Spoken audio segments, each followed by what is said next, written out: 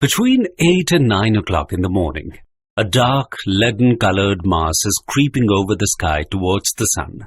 Red zigzags of lightning gleam here and there across it. There is a sound of far-away rumbling. A warm wind frolics over the grass, bends the trees, and stirs up the dust. In a minute, there will be a spurt of May rain, and a real storm will begin. Fiocla, a little girl of 6, is running through the village looking for Terenti the cobbler. The white-haired, barefoot child is pale.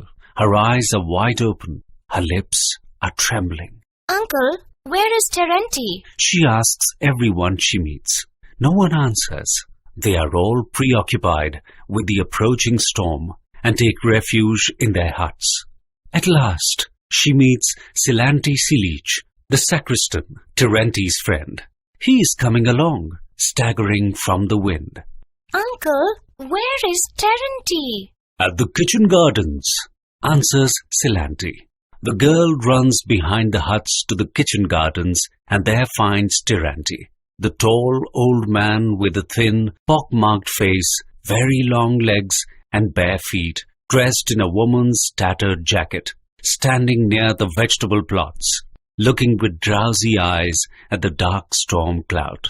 On his long, crane-like legs, he sways in the wind like a starling coat. Uncle Terenti! The white-headed girl addresses him. Uncle, darling. Terenti bends down to Fiocla, and his grim face is overspread with a smile, such as come into people's faces when they look at something little, foolish and absurd, but warmly loved.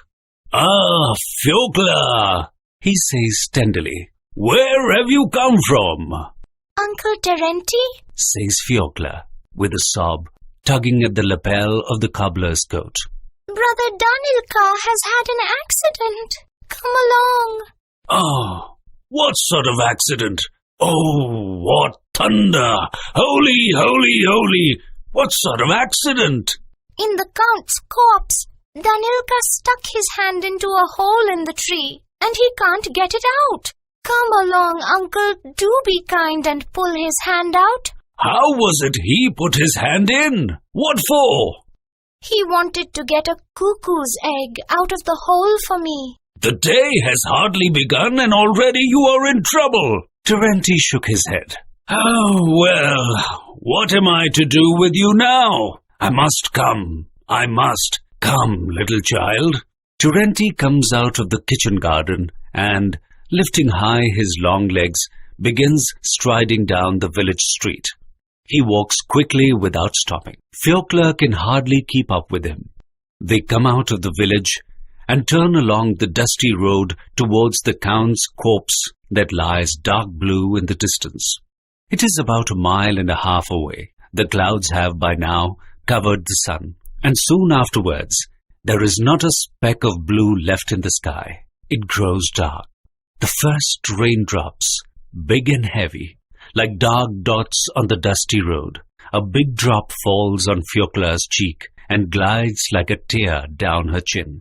"The rain has begun," mutters the cobbler, kicking up the dust with his bare, bony feet.